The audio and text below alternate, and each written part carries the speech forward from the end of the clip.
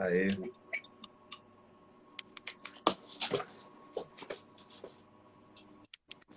Travou. A gente falando que travou. Pessoal, confirma se vocês estão escutando, se tá tudo certinho, porque geralmente quando trava é sinal. O Instagram tá com muitas lives, muita coisa, e se cair a gente volta. Beleza. Tudo certo? Mandem uma mãozinha aí pra gente se tá tudo certo. Vocês estão conseguindo escutar a gente bem? Estão vendo a gente bem? Só tá entrando, ó. Tudo ok. Legal. Bom, boa noite, Marcelo. Tudo bom? Boa noite, Thaís. Tudo bem? Tudo bem. Olha, o pessoal ficou bastante animado com o convite dessa live, hein? As expectativas estão grandes, é uma responsabilidade Grande. aí. Vamos cumprir a responsabilidade, então. Legal. É uma responsabilidade, porque o pessoal tá passando por isso, essa parte emocional. O tempo todo o pessoal tá falando aí como ganhar dinheiro e tal, mas essa parte emocional tá afetando demais as pessoas. E aí a gente vai falar aqui um pouco do porquê que a gente chegou nessa ideia de fazer essa live, né? E os 8 passos que você tem para indicar aí pro pessoal para passar por essa fase. Bom, vamos lá. Primeiro, eu vou me apresentar porque eu sei que tem um pessoal que está aqui que não me conhece, tá? Então eu vou me apresentar e depois você se apresenta, porque eu já estou vendo, geralmente, quando eu faço live, eu já estou vendo nomes aí que eu não conheço. Então eu vou me apresentar e depois você se apresenta, tá? Tranquilo. Deve ser o pessoal do meu canal, os meus amigos, a galera tá bem empolgada. Legal, legal. Então, pessoal aí que não me conhece, seja bem-vindo. Meu nome é Thaís de Almeida. Eu sou administradora de empresas, empreendedora desde 2002, há 18 anos. E hoje eu trabalho com educação online sobre gestão de negócios e empreendedorismo. Então, aí no meu perfil, no meu canal do YouTube, eu falo sobre gestão e empreendedorismo e tenho uma plataforma de cursos online atualmente focada em gestão de academias. Então, aí só para vocês terem uma ideia de como é o meu trabalho. Então, Marcelo, conta um pouquinho sobre você também. Show. Bom, tem uma galera que me conhece. Para quem não me conhece, eu sou o psicólogo Marcelo Gata. Eu sou psicólogo clínico, psicólogo educacional, palestrante, autor e atuo nessas linhas através da psicologia positiva, que é uma linha que tende a enxergar o lado melhor do ser humano, ao invés de focar só na doença ou só na dificuldade que a gente passa. Pessoal, esse foi um dos motivos para o Marcelo ter sido escolhido. Eu gosto dessa coisa de olhar o copo meio cheio, a psicologia positiva. E aí a gente já achou hoje meu cliente que conhece o Marcelo, já falou, o Marcelo é muito bom, eu falei assim, ainda tá bem encaminhada aqui a nossa live, né? Show.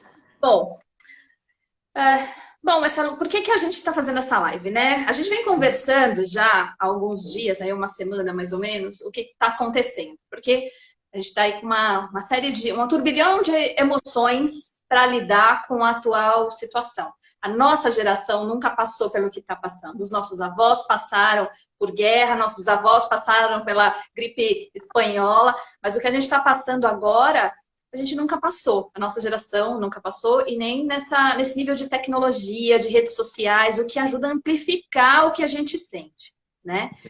Então, eu conversando com o Marcelo, eu falei assim, olha, essa semana passada, né, eu buguei, falei para ele, eu buguei. Por quê? Porque começou a vir, de repente era pra gente ficar em casa trabalhando mais uma semana, de repente tudo começou a fechar, as escolas começaram a mandar as crianças para casa, os donos de empresas começaram a ficar desesperados.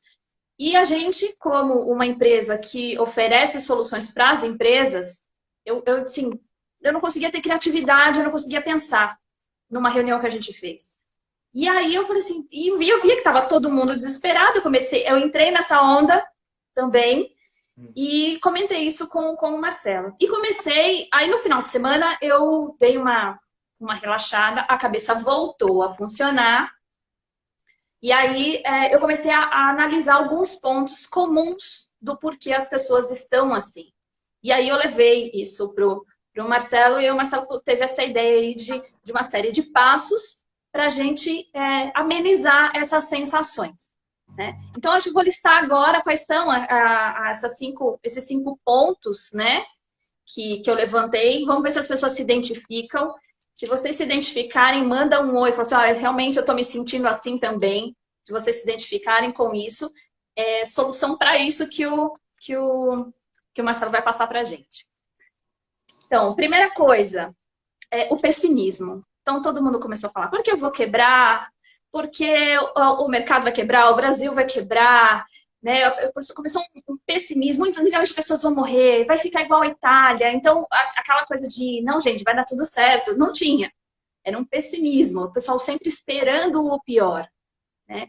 Então, essa é a primeira coisa, tanto de mercado, quanto o mercado e as pessoas faziam com esse sentimento pessimista, fazia com que a gente não enxergasse soluções, só enxergasse mais problemas e eles cada vez piores, né? Esse é o primeiro ponto. Se alguém se identificou com isso, estava pensando assim, fala aí. Segunda coisa que foi muito comum encontrar entre essas pessoas era o medo de não poder prover. Então, são donos de empresas, empresários, com o medo de não conseguir sustentar a própria família, ter um negócio fechado, não ter faturamento, falir, não conseguir dar o sustento para a família e o sustento dos colaboradores, ter que mandar a gente embora, essas pessoas também sustentam as famílias, porque virou uma cascata. Então, esse medo, essa responsabilidade do dono, que a gente está falando aqui com empresários, esse medo de não conseguir prover, deixou as pessoas em pânico, né?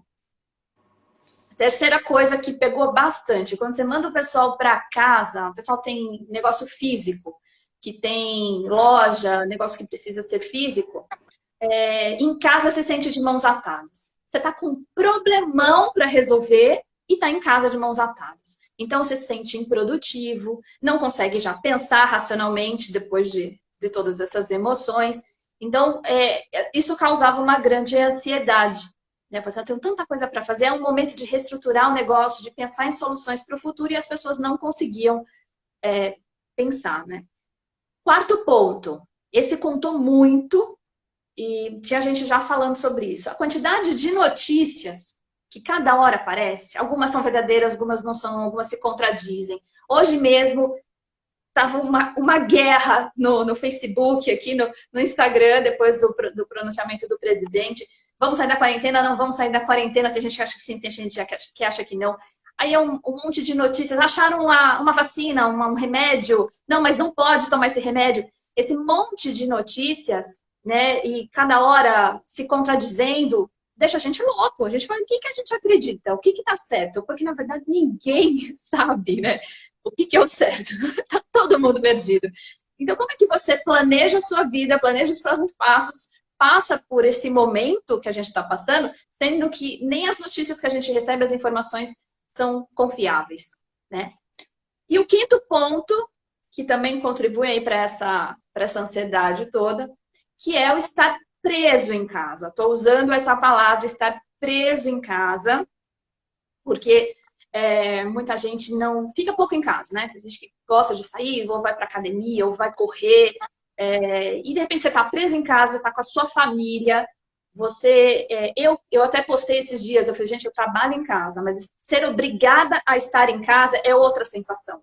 Eu não me sinto bem. Eu fico imaginando quem está acostumado a sair todo dia, passar o dia todo fora, ter uma vida mais agitada. E aí, quando você junta essas 5 coisas que eu falei, vira um coquetel de ansiedade, né? E aí a gente vê aí muita gente treinando em casa, mas tem uma série de outras coisas que podem ser feitas, coisas que a gente precisa prestar atenção na gente mesmo para passar por tudo isso.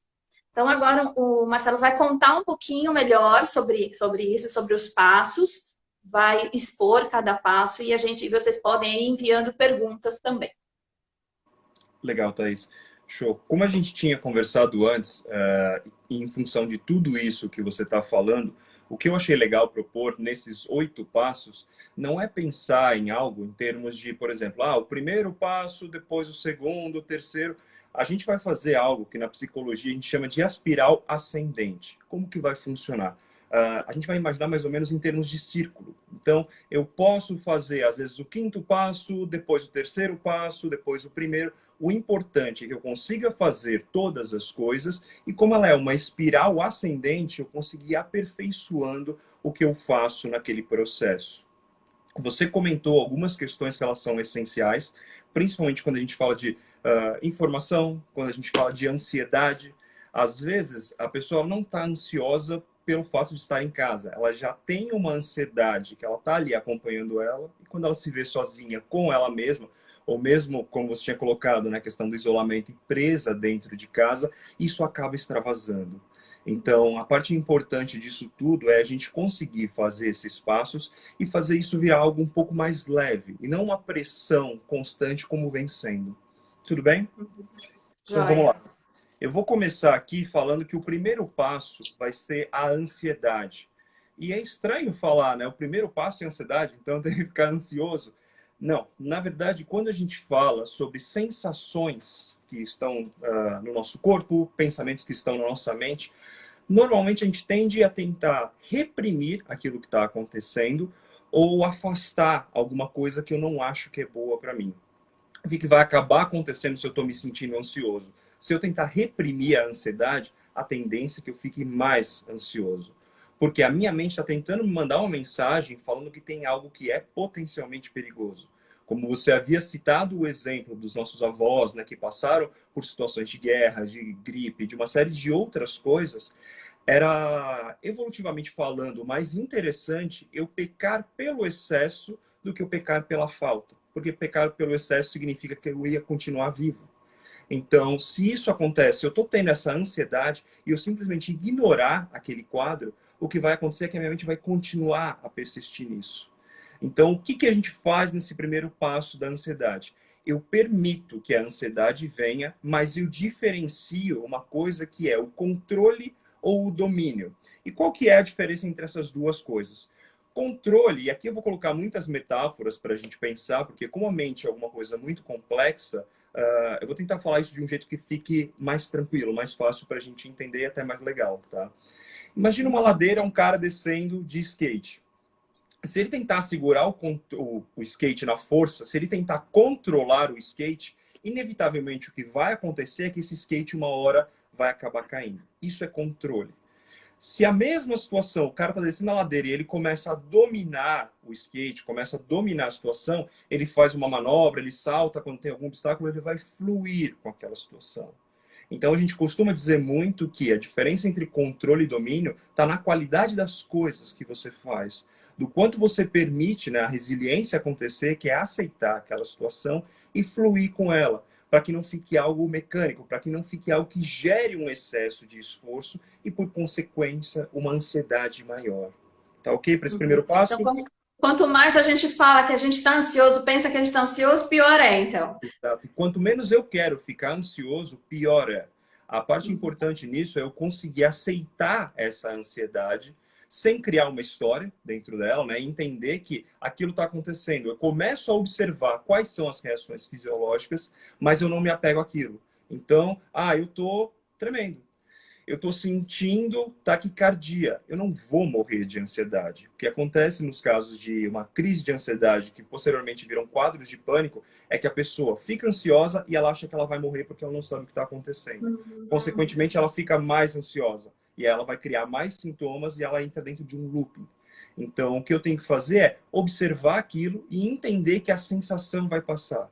A primeira coisa que vem nesses casos é uma voz na minha cabeça que fala: não, mas você não pode deixar de ficar ansioso, porque ficar ansioso é bom, você precisa estar alerta, não pode baixar a guarda.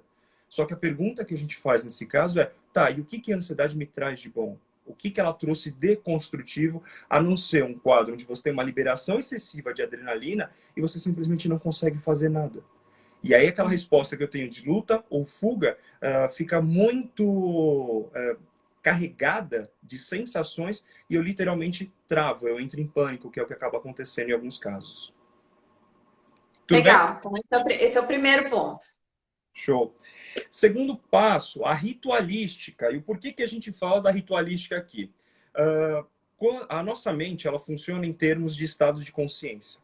Quando eu vou trabalhar, eu vou pegar um exemplo de uma rotina, tá? Eu acordo de manhã, eu tomo café, eu tomo um banho, eu vou para o meu trabalho ouvindo uma rádio específica e isso vai alterando o meu estado de consciência e me preparando para o que vai acontecer naquele dia. Então, eu vou entrando em harmonia com aquelas sensações para conseguir produzir bem. Se eu estou em casa, eu não faço isso, o que acontece é que fica tudo muito perdido. Então, eu acabo não ligando, é como se eu não tivesse acordado, girado a chave para entender que eu estou trabalhando. O que a gente coloca para esse segundo passo é a pessoa tentar manter a ritualística dela. Então, eu acordo pontualmente às 7h27. Continue fazendo isso. Acorda, toma um banho, toma um café, ouve a rádio que você ouve indo para o trabalho, faz coisas que te aproximam mais daquela sensação, porque a gente fala de um estado corporal que começa a se modificar conforme eu vou reproduzindo aquelas sensações. E aí eu me torno mais produtivo porque o meu cérebro entendeu que, opa, agora é hora de começar a trabalhar. E aí ele vai voltar a emular aquelas sensações de um dia normal de trabalho. Isso é importante porque o pessoal fala do home office, mas aí eu vou ficar fazendo serviço de casa e tal. Acho que isso ajuda, então, a virar a chave, vamos dizer assim. Esse ritual Exato. ajuda a virar a chave para trabalho e você não ficar pensando que você, não, eu preciso lavar a louça primeiro, e aí você vai empurrando o trabalho para depois, ou seja, você não entra no ritmo de trabalho. O ritual te ajuda com isso. Exatamente. Por isso que a gente fala em termos de alterar o meu estado de consciência. Quando eu vou dormir, eu faço o quê? Começo a ter toda uma ritualística, eu vou me preparando para conseguir estar naquele estado de consciência. Quando eu vou malhar, eu coloco um tênis, eu coloco uma roupa certa, eu coloco uma música. Então, o nosso cérebro ele é muito responsivo nesse sentido. Ele consegue perceber muitos sinais e vai captando. Se eu não estou dando o primeiro sinal que eu daria normalmente no dia, ele vai ficar perdido porque ele perde o referencial do que é o normal. E aí a gente fala de mais ansiedade. Legal. Tudo bem? Terceiro passo, estado de presença. E aqui cabe uma ferramenta que a gente utiliza na psicologia positiva chamada savoring. Savoring em inglês seria basicamente saborear.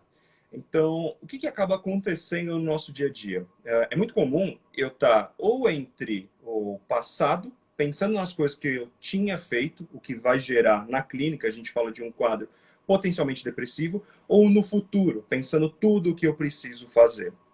É legal eu conseguir ter uma perspectiva dessas duas coisas, de eu entender quem eu sou através do passado e eu conseguir ter um planejamento através do futuro. É legal, é excelente. O problema está onde? Quando eu passo a derivar toda a minha identidade disso. Então, eu deixo de viver no momento presente e eu estou o tempo todo oscilando entre o passado e o futuro.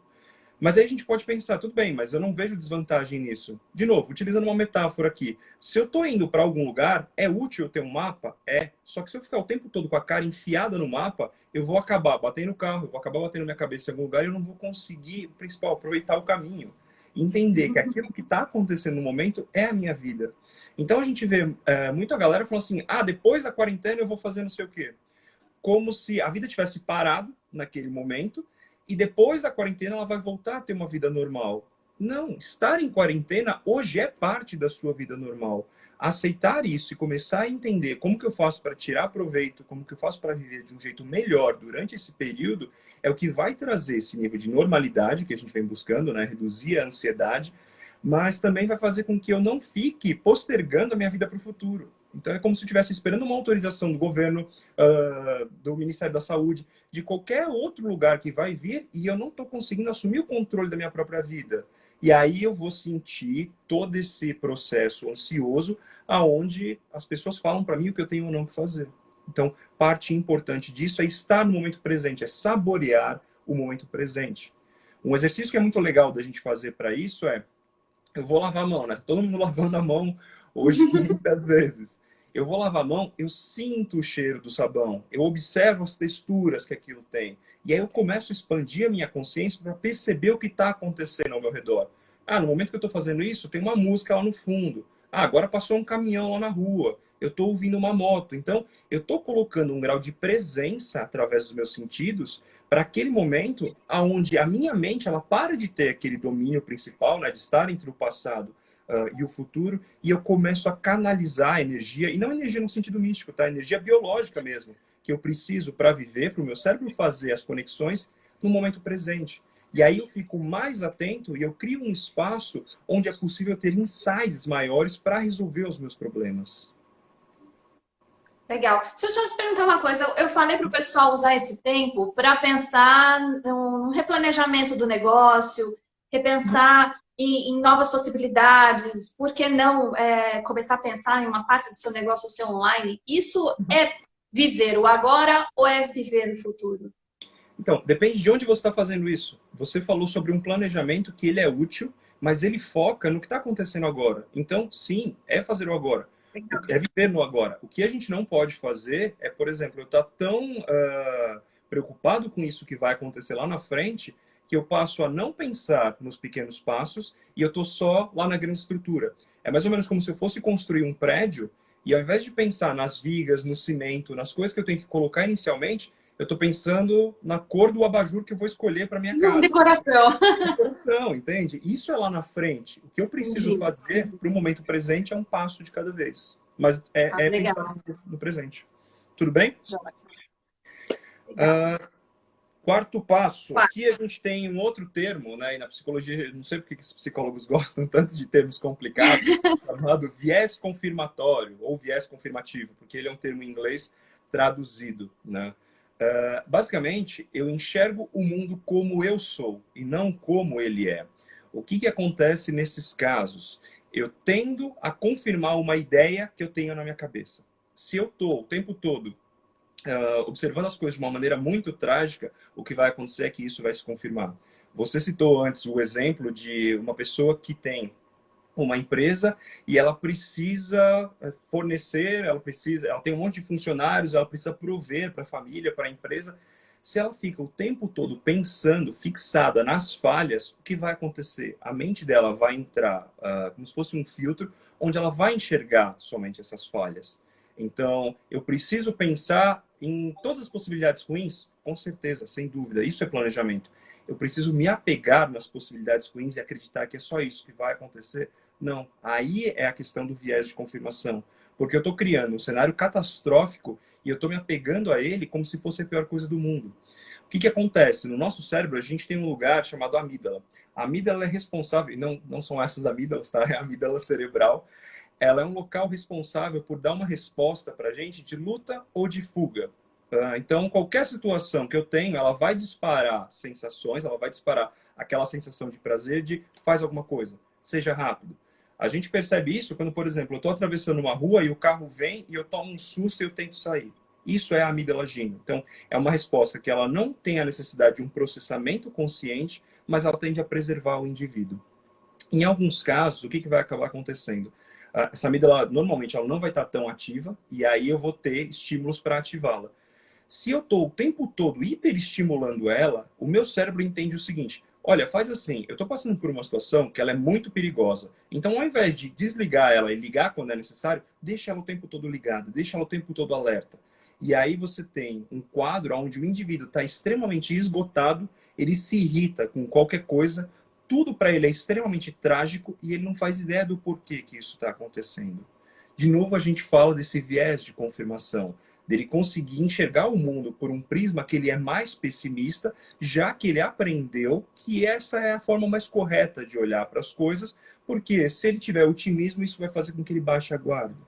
Então, de novo, não vai funcionar desse jeito. Eu posso pensar em um cenário catastrófico? Posso. Quanto mais cenários eu conseguir pensar melhor? Sim, sem dúvida. O que eu não posso fazer é ficar fixado nessas sensações e nesses pensamentos e esquecer de trazer para o momento presente, que é onde eu posso ter um insight, que ele é mais significativo para conseguir virar essa situação. Trazendo para o mundo aí dos empresários, conseguir olhar para os números, por exemplo, da própria empresa e analisar cenários baseados em números, você tira essa coisa do olhar a catástrofe, olhar o que realmente, qual é a sua situação, qual que é a sua situação num plano A, a situação num plano B. Então, parar de imaginar, mas sim olhar para o que você tem na sua realidade. Exato, Basicamente isso.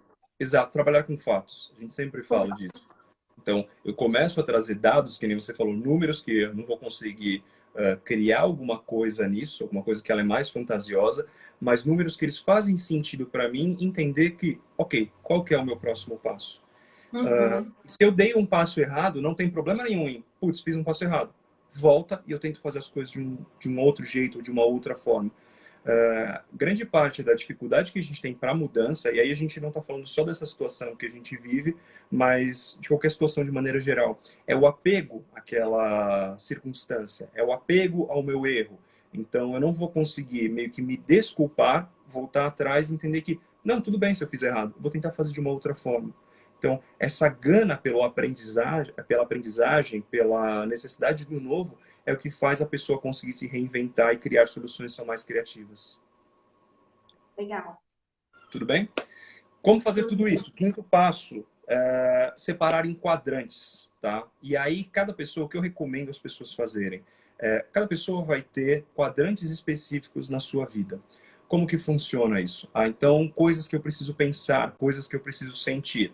Eu posso colocar como quadrante família, o quadrante relacionamento com a minha esposa, com o meu marido, e isso aqui é algo importante de ser separado, tá? Porque às vezes o que acaba acontecendo é que as pessoas unem a relação homem-mulher com a relação família. E isso destrói uma parte do que a gente entende como um relacionamento saudável. Então, eu vou separar por família, relacionamento, trabalho, corpo, academia, coisas que eu gosto de fazer para o meu físico, para o meu bem-estar, lazer. Eu vou perceber quais são os quadrantes da minha vida para eu conseguir observar cada um deles de maneira individual. Isso é fazer o quê? Isso é quebrar uma tarefa grande que a gente tem em tarefas menores. E desse jeito eu consigo ter mais clareza sobre aquilo. Então, vamos supor, eu estou tendo um problema de relacionamento. É um dos quadrantes que eu preciso observar. Eu vou sentar ali e eu vou meditar sobre aquela situação. Aqui cabe também a gente colocar a diferença entre dor e sofrimento. Dor é um espectro de sabor da existência humana. Eu vou sentir dor. Eu perdi meu pai, dói. Meu marido me traiu, dói. Eu queria aquela vaga de emprego, eu não consegui, dói. A dor vai fazer parte da nossa existência e a gente pode sim conviver com ela e aprender a dominar ela de uma forma muito positiva. Aonde que entra o sofrimento? Quando eu começo a criar uma história em função dessa dor. Quando eu começo a derivar uma identidade disso. Então, pegando aqueles exemplos que eu tinha falado agora. Eu perdi meu pai. Isso é dor. Sofrimento entra quando eu falo que, poxa, eu poderia ter sido um filho melhor porque eu não aproveitei o tempo com ele. Eu começo a criar uma história que vai fazer com que aquela dor fique por muito mais tempo do que ela deveria ficar. E aí a gente cronifica uma situação. A pessoa foi traída. Dói. Ela começa a criar uma história. Porque o outro é muito melhor do que eu, porque a minha mãe sempre falou que eu não ia conseguir arrumar uma pessoa. E aí a gente está criando sofrimento. Então, no momento que a gente faz essa divisão das áreas da minha vida por quadrantes, eu começo a separar o que eu posso observar, o que eu posso sentir, mas tentando evitar de criar esse sofrimento. É fácil, é difícil, é o que eu sempre falo na clínica, é complexo. É um trabalho que vai exigir dedicação de você, como qualquer outro trabalho. Mas não significa que eu não consigo fazer essa diferenciação. A questão toda é que às vezes a gente coloca uma imagem na nossa cabeça que eu nunca vou conseguir chegar ali, né? Que vai ser muito difícil eu ter esse domínio da minha personalidade e das minhas emoções. Mas é porque eu nunca tentei fazer as coisas desse jeito. Eu nunca tentei fazer dessa forma. Que eu não vou falar que é a forma mais certa, mas é a forma que a gente tem, em termos de estudos, mais adequada para eu conseguir ter esse tipo de resposta. Quando a gente fala da psicologia positiva, a gente não fala de enxergar o mundo de uma forma poliana, de uma forma que, não, então pensa positivo que vai dar tudo certo, que não. Se passa assim, né? Super tranquilo, né? Tranquilíssimo. Não, a gente está falando sobre, ok, positivo no sentido daquilo que adiciona. Quais são as minhas forças de caráter? O que eu tenho de bom para lidar com essa situação? E aí a gente sempre coloca uma metáfora para entender que a mente humana ela vai funcionar mais ou menos como um gramado. Se uma pessoa passa ali uma vez, ela vai amassar a grama um pouquinho, outra pessoa passou, vai amassar mais um pouco, até que de tantas pessoas passarem, você tem um caminho que foi criado ali. O nosso cérebro funciona exatamente da mesma forma. Ele tende a economizar recursos. Então ele vai para onde? Ele vai para os caminhos que são mais fáceis. Isso é bom? Isso é ruim? Depende de como eu estou colocando essa situação. Se eu pego uma herança familiar onde os meus pais têm uma tendência a essa autodestruição, se eu acompanho uma sociedade, uma mídia que é extremamente autodestrutiva, o que vai acontecer é que o meu cérebro tende a ir por esses caminhos. Se eu começo a ressignificar essa estrutura e entender que eu posso fazer as coisas de uma outra maneira, a princípio, eu vou por aquele caminho e ele não vai ser muito eficiente. Eu vou tentar voltar para o anterior. Eu vou lá e me reeduco, eu mantenho a disciplina, volto para aquele caminho que eu estou querendo criar, até eu conseguir fazer isso de uma maneira que ela seja bem fixa e bem eficaz. Tudo bem? Próximo passo? Essa parte dos quadrantes, o que eu achei interessante é porque o que eu tenho visto algumas pessoas falando, no momento que você está trabalhando em casa, que é o que a gente está passando aí, é como se todos esses quadrantes virassem um furacão. Porque de repente você precisa trazer o trabalho para dentro da sua casa, o seu marido ou esposa está dentro de casa com o seu trabalho, o seu filho está dentro de casa. Então você antes saía para trabalhar, você estava cuidando de um quadrante, você chegava em casa, cuidava da família, depois que os filhos vão dormir, você cuida do esposo, da esposa, você conseguia dividir de uma forma um pouquinho mais separada. Nesse momento, tá tudo junto e misturado, junto com toda a ansiedade do momento. Então, eu achei interessante a hora que você falou sobre os quadrantes, para a pessoa parar e falar assim. E, inclusive, é uma das coisas que eu indico quando eu falo sobre home office, você precisa separar o tempo para cada um. Porque você fica querendo fazer tudo, né? Trabalhar e fazer o almoço, e cuidar da criança que está rodando pela casa. Isso enlouquece mais a gente ainda, né? Exato, porque a gente está falando de tarefas que elas não se cumprem, porque eu comecei uma coisa, ao invés de eu terminar aquilo que eu me propus, eu comecei outra, e aí eu vou lá e começo outra. Então tá tudo muito bagunçado. Aqui a gente não pode tentar criar uma resistência à maneira como as coisas estão. Tá desse jeito? Tá, então eu vou separar em quadrantes. Porque senão a pessoa começa a tentar retomar aquela rotina antiga e a gente cai nos outros passos quando a gente falava sobre não, minha vida normal não é desse jeito. Não, sua vida normal agora é desse jeito. Então, criar dedicação para conseguir fazer isso da melhor forma. Então, separar isso em quadrantes. Se há uma pessoa do teu lado, uma esposa, um marido, é até um momento de fortalecer a relação. Olha, eu preciso que você me ajude nessa. Então, vamos fazer assim, ó, de tal hora a tal hora eu fico com as crianças e você trabalha. Começar a criar tarefas e delegar essas atividades para que aquilo fique muito mais fácil, muito mais fluido, para a gente não começar a se misturar de um jeito que, como você falou, né, a pessoa começou uma coisa, depois ela está em outro lugar e está tudo misturado. Né? E aí fica muito difícil também eu saber quem eu sou no meio de tudo isso, porque se a minha ansiedade é a do outro também, pera, mas eu estou sentindo isso ou é o outro? Então, separar tudo isso é muito importante. Verdade. Tudo bem? Sexto, é um passo bem importante que é o que a gente chama de dieta da mente. E a dieta da mente, ela fala, de novo, sobre metáforas, né? O que vai acontecer com o meu corpo se eu só comer fast food, se eu só comer porcaria, se eu não dormir direito, se eu tiver hábitos que são pouco saudáveis? O meu corpo vai ficar destruído, fisicamente falando. A nossa mente funciona da mesma maneira. O que vai acontecer se eu me alimento de uma mídia que é extremamente destrutiva? O que vai acontecer se eu tenho contato com algo que eu não sei se é fake news ou não? O quanto a minha mente vai ficar naquela egrégora, naquela sensação que as pessoas trazem de o mundo está acabando, a gente precisa fazer alguma coisa, vamos. Eu estou destruindo a minha mente aos poucos. Então, se a gente fala de uma dieta da mente que ela é positiva, o que eu preciso fazer é criar novos hábitos, que eles são positivos, valorizar aquilo que eu já tenho de bom, mas começar a sempre trazer essa percepção do como que eu devo agir. Será que eu devo, então, ficar assistindo noticiário o dia inteiro, ficar olhando as redes sociais para ver se eu consigo ter alguma informação? Não, só vai gerar mais ansiedade. Então eu devo cortar isso de vez? Não, porque senão a gente fala de um processo de abstinência. O que eu tenho sugerido para as pessoas faz 3 verificações. Então, uma de manhã, para ver como é que estão as coisas, vai numa fonte confiável. Eu quero saber sobre a questão do corona, como é que tá? De manhã, eu verifico isso, na parte da tarde, e à noite, mas não antes de dormir, tá? É sempre o ideal eu conseguir fazer alguma coisa antes de dormir que seja positiva, que reforce esses hábitos, ao invés de me trazer a preocupação maior. E aí, quando a gente fala da dieta da mente, um exercício que eu queria propor aqui para o pessoal é o exercício de respiração. Eu lembro que você comentou comigo, né, quando a gente falou sobre tudo isso que estava acontecendo, você falou, a primeira coisa que eu falo é respira. E aí até respira, exato. A explicação científica que a gente tem para isso é que quando eu respiro, né, e até é algo muito instintivo, se eu estou de saco cheio, se eu estou em uma situação que ela está difícil, eu dar uma respirada que ela é mais profunda. Isso é algo instintivo que o nosso corpo faz para oxigenar a nossa mente, oxigenar a nossa corrente sanguínea.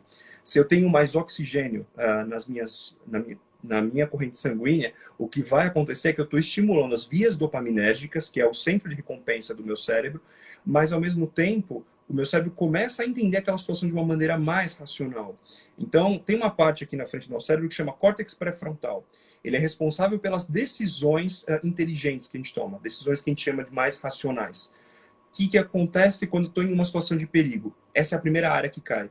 Por isso que quando eu estou brigando com alguém, por isso que quando eu estou em uma situação de estresse, é difícil eu ter uma resposta mais racional. O que eu preciso fazer nesses casos é conseguir trazer o oxigênio para esses lugares para conseguir ter uma percepção melhor das coisas. Então, dá para a gente fazer isso rapidinho, Thaís? A gente está no tempo? Vamos fazer um exercício, então. Beleza. Que é bem melhor do que eu falei para o pessoal na minha live, né? Que eu contava para você, então eu falei para o pessoal respirar, mas a forma como você faz é bem melhor. Sim, não, mas funciona. Uma respiração que a gente chama de 4x4, tá? Então, a gente vai respirar em 4 segundos. Vamos lá.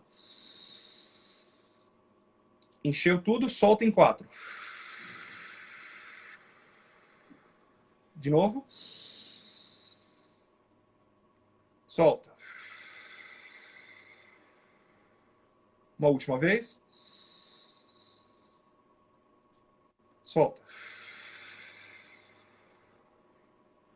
E eu percebo que quando a sensação é boa, não é? Eu percebo que quando eu faço isso, eu estou trazendo um processo que a gente fala que é a ligação entre o consciente e o inconsciente. Por quê? A respiração, ela é ativa ou ela é passiva? Ela é os dois. Se eu tô, que a gente está conversando aqui, o pessoal está com a gente, tá todo mundo respirando, senão a pessoa não estaria viva, né? O que acaba acontecendo é que isso é um processo inconsciente. Eu faço com que um sistema que eu tenho, que eu não preciso estar ligado nele a todo tempo, está cuidando disso. Só que se eu quero assumir isso de maneira consciente, eu faço respirações conscientes. Eu preciso reeducar o meu corpo e esse sistema para funcionarem de uma forma que são mais eficazes para fazer com que a corrente sanguínea fique num pH mais alcalino. Se a gente respira de um jeito muito errado, eu vou ficar num pH querer mais ácido. Então é onde eu tenho dor de cabeça, é onde eu tenho uma série de problemas. E às vezes eu consigo resolver situações com uma simples respiração. Então essa respiração de 4x4, ela faz com que eu consiga focar no momento presente e ter essa sensação positiva. E como a gente utiliza como metáfora o nosso corpo, o que vai acontecer? Se eu estou o tempo todo sentindo dor, qual que vai ser a resposta de humor que eu tenho? Ela vai ser péssima. Se eu consigo manter essa sensação de bem-estar o tempo todo, como é que vai estar o meu humor? Como é que vai ser minha resposta? Como que eu vou enxergar a vida de uma maneira muito mais leve, de uma maneira muito melhor? Então, para esse passo da dieta da mente, a gente fala da questão da mídia em si e das outras coisas que eu escolho absorver, mas a gente também está falando de respiração e de outros exercícios que são muito mais sobre a autorresponsabilidade e o autocuidado. Tudo bem? Tudo bem. Passo 7, a parte do físico. E por que físico de maneira geral? Para a minha linha da psicologia, não existe uma separação entre o que é corpo e o que é mente. A gente acaba enxergando as coisas dessa forma porque a gente tem uma visão que ela é um pouco mais limitada. E até fica mais fácil a gente expressar isso. Só que se eu consigo fazer, não a separação, mas a junção desse organismo e entender que tanto a minha mente vai influenciar no meu corpo, quanto o meu corpo vai influenciar na minha mente, eu vou começar a ter mais cuidado com isso. Então eu vou começar a perceber que talvez naquele dia que eu me exercitei bem, que eu comi bem, parece que o meu humor mudou. Olha que coisa estranha. Quando a gente fala de exercícios de alongamento, quando a gente fala sobre ser flexível, a gente percebe uma série de doenças somáticas que acabam não indo embora, mas assim, tendo uma redução muito drástica nos sintomas dela, quando a pessoa começa a ter esse domínio mais corporal. Então, o esporte é excelente para isso, a arte marcial é excelente para isso. Treinar em casa é bom? Treinar em casa é ótimo. As pessoas só precisam ter um acompanhamento melhor. Porque, assim como a gente fala da influência, você vê um monte de gente que às vezes nunca foi para uma academia, fazendo uma série de exercícios em casa para acompanhar uma onda que vem, né? Que agora é como se fosse uma moda isso, que, de novo, não é algo ruim, contanto que ela tenha um acompanhamento, contanto que ela saiba o que ela está fazendo. E aí a gente fala de, eu posso comer um doce, eu posso comer uma porcaria que vai me dar uma satisfação? Posso. Eu não posso depender disso para estimular minha dopamina. Porque se eu faço exercício de respiração, o que o meu cérebro vai entender? Eu tenho uma fonte que ela é interna e eu posso acessar ela na hora que eu quiser. Se eu começo, toda vez que eu estou triste, comer um chocolate ou comer alguma coisa, é como se eu estivesse terceirizando aquela sensação. Então, o meu cérebro vai entender que ele não precisa mais focar em exercícios de respiração para conseguir estimular aquela sensação. É só eu fazer, comer aquilo ou ter aquela atitude que eu vou estar ok, que eu vou estar me sentindo bem. E aí o que eu acabo fazendo é me viciando naquilo, Uhum. e ficando muito pior do que eu ficaria se eu não tivesse aquelas sensações, se eu não tivesse aquele estímulo de dopamina naquele momento. Então, aqui, Uhum. quando a gente fala do físico, a gente fala de hidratação, a gente fala de nutrição, a gente fala de exercícios, a gente fala de uma boa rotina também. Então, eu estou dentro de casa, preciso fazer alongamento, preciso fazer uma série de outras coisas. E aqui cabe aquele termo que a gente tinha conversado até, né? A criatividade compulsória. Porque dessa forma eu acabo criando outras coisas. Eu estou sendo obrigado a ser criativo. Eu posso fazer disso, É. não é? Eu posso fazer disso um tormento ou eu posso fazer disso algo bom. Quando a gente fala da questão corporal, ela está ligada não só a essa parte que eu sinto, né, a parte do corpo em si, mas tudo que vai afetar a minha realidade. Então, quando eu falo de palavras, e acho que no empreendedorismo o pessoal conhece muito a questão da PNL, né, que é a programação Uhum. neurolinguística, eu estou gerando uma alteração num plano que ele é físico, em alguma coisa que ela é exterior a mim. O que eu preciso começar a fazer é o quanto essas palavras que eu escolho utilizar vão influenciar na minha mente, né? A galera fala muito do, eu estou em isolamento. Eu É. corrijo normalmente falando, muda isso, não é isolamento. Eu estou dentro da minha casa. Porque se eu falo para minha mente que eu estou em isolamento, o que ela vai começar a pensar? Beleza, então, isolamento. Eu não consigo pensar situações positivas que derivem da palavra isolamento. É Não é verdade. É um termo negativo, né? O estar preso, que eu gostei estar também, que as pessoas sentem presas, exato. né? Então, assim, eu reconheço a sensação se ela está ali, mas eu começo a utilizar uma escolha de instrumentos, né? Quando a gente fala das palavras, elas basicamente são instrumentos que eu tenho para interagir com o plano físico, de uma forma que fique mais fácil eu fazer aquilo, de uma forma que a minha mente consiga perceber que o que eu estou fazendo não é um isolamento, eu não estou preso. Eu estou fazendo alguma coisa que cumpre o propósito de uma quarentena, alguma coisa que vai me trazer sensações e tenho a oportunidade de eu criar novas soluções até para minha vida. Tudo bem? Legal. Último passo. E aí Último é uma passo. último passo, Estamos oitavo. aí nos Quanto tempo? últimos 10 minutos da nossa live. Ainda tem uns 10 minutos aí para a gente finalizar. E eu vou ler os comentários depois que você Legal. finalizar aí, antes da gente encerrar. Isso é bem simples, tá? É evolução. Por que, que o último passo se relaciona à evolução? A gente está falando de alguma coisa que ela é um processo pelo qual eu nunca passei e que está me forçando a ser uma pessoa diferente de quem eu sou. O limite entre o aprendizado e o trauma é a qualificação que eu escolho dar para ele. Se eu dou uma qualificação de isso está me fazendo uma pessoa pior, isso está sendo algo horrível, olha essa experiência que eu estou passando, eu vou traumatizar de alguma forma.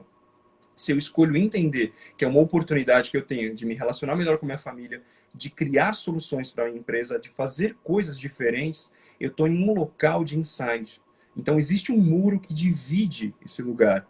Resta saber qual lado do muro eu quero estar. Das pessoas que lamentam e que ficam ali vivenciando aquela dor do isolamento, ou das pessoas que estão em quarentena e podem fazer alguma coisa para evoluir nesse processo. Tudo bem, Thaís?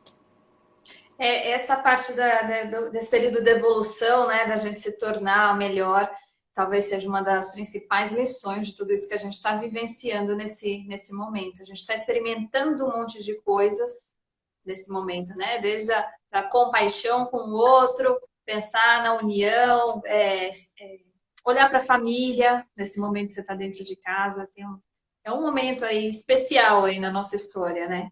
Exato, exato. E aí cabe a gente dar a classificação para isso. Então, eu posso sair disso uma pessoa pior ou eu posso sair disso uma pessoa melhor. A escolha vai ser sempre minha. Legal. Anotei, né, todos esses passos. Eu vou resumir aqui pro pessoal e você comenta se precisar complementar com alguma coisa, tá? Show. Então, o passo um é aceitar a ansiedade, né? Entender a diferença entre o controle e o domínio. O Perfeito? passo 2, a ritualística, é você manter um ritual de acordo com o que você já tinha antes, né, para ir para trabalhar e tal. Passo 3, o estado de presença, viver o agora, viver o momento.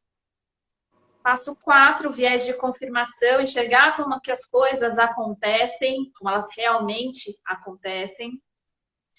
O passo 5, separar as coisas em quadrantes, família, trabalho, relacionamento, etc. E notícias, inclusive. Ah, sim. O passo 6, que é a dieta da mente, né? Fazer o exercício de respiração que a gente fez aqui e tomar cuidado com as notícias ruins, as notícias boas, né? Como que a gente está alimentando a nossa mente. O passo 7 é a questão física, seja de atividade física, quanto a dialética, aquilo que a gente fala, expressa. E o passo 8, que é o que a gente acabou de falar, que esse é um período de evolução para a gente se tornar uma pessoa melhor para a gente mesma, né? Para si mesmo. Perfeito. É Exatamente. isso mesmo? Então, deixa eu Certinho. falar aqui. O pessoal aqui, ó, tá batendo palminha, falando excelente. Show. Evandro, obrigada. O Igor mandou vários comentários aqui, ó. Trabalhar o bem-estar pessoal é muito importante. É muito importante. Olha, a gente tem uma pessoa aqui que é de Londres, ele nem entende português, mas é um amigo meu, ele assiste. Legal. O Maurício, a mente fica limpa para pensar com exercício de respiração. Muito boa a sensação dessa respiração, e realmente é, né? Como eu falei na minha live, eu falei, gente, respira fundo, porque eu me sinto bem. Aí, quando eu contei isso pro Marcelo, o Marcelo falou assim, então, aí ele explicou a parte teórica do Sim, negócio. sim, exato. Ó, tem várias palminhas aqui, ó. Tácita. Precisamos criar uma nova rotina para nesse momento e nos fortalecer mentalmente para tudo isso. É o mais importante, porque o tempo todo eu estava falando de gestão, eu falava, gente, não adianta eu falar um monte de coisa para vocês fazerem se a cabeça não estiver boa. Não adianta, você não consegue colocar em prática. Né? Por Exato. isso que é tão importante essa live de hoje. Temos que ser profissionais no trabalho, seja em qualquer lugar. Isso é verdade, né? Um desafio nesse momento. Temos que ser profissional mesmo no home office. Vejo que muitas pessoas não levam bem a sério trabalhar em casa. Sei que é fundamental entender a realidade atual, mas temos que superar no próprio trabalho. E é verdade, se torna um desafio trabalhar em home office, né? Sim. Nesse momento. Ai, peraí. Sumiu. Tem alguém que escreveu aqui que é de Goiânia. Que bom ter essa live aqui. A Amanda foi uma das pessoas que me incentivou a falar sobre esse assunto, porque ela estava bastante incomodada com o pessimismo do mundo aí das pessoas. Obrigada, viu, Amanda? Legal. Existe um momento mais adequado e quantidade de vezes por dia para essa prática de respiração? Então, a gente fala que essa respiração, a 4x4, o pessoal fala que ela é como se fosse água. Eu posso tomar água quando eu quiser, ao longo do dia. Quanto mais vezes eu fizer isso, melhor para mim. O ideal seria eu conseguir ter uma respiração que ela é diferente do que aquela respiração que ela é mais curta, encurtada, né? Do que a gente faz normalmente. Mas a respiração 4x4, o que eu recomendo fazer é, pelo menos quando eu acordo, uma vez durante a tarde e uma vez antes de dormir. Legal, legal. O pessoal falando ó, que é de Goiânia, de Natal. Ó, a Leta Braga falou: adorei a live, é sensacional refletir como simplesmente andar de ônibus faz falta. Até o que não é muito legal tá fazendo falta, né? Exato. Acredito que pós essa crise vamos ver o mundo de uma forma diferente. Gente, eu acho que sem dúvida a gente vai valorizar uma série de coisas que antes passava batido, né? Sim. Deixa eu ver aqui que às vezes dá uma travadinha. Muito boas dicas, importante momento de reflexão e avaliar o que é importante e nos faz bem. Parabéns pela live. Peraí, que eu preciso ver o nome da pessoa. Bruno. Home office. Home office tem que ter muita disciplina, é verdade. E já tem que ter muita disciplina, né? E se a gente junta isso com a ansiedade, com a família toda dentro de casa, imagina, né? O que vira. Então, a gente espera aí que esses oito passos ajudem o pessoal a se equilibrar um pouquinho mais emocionalmente aí para o que está por vir.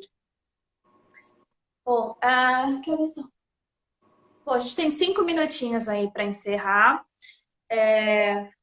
Marcelo, pode dar as suas considerações finais? Conta para o pessoal como é que é o seu trabalho. Eu percebi que nesse tempo, algumas pessoas que mandavam mensagem para mim, falaram assim, eu tenho síndrome do pânico, eu não consigo ficar preso dentro de casa, ou a minha família está me enlouquecendo.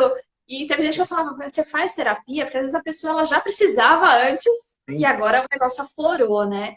sim. Então, conta pessoal, qual é o seu trabalho em relação a isso, de que forma você poderia ajudar, se enquadra nesse momento que a gente está passando.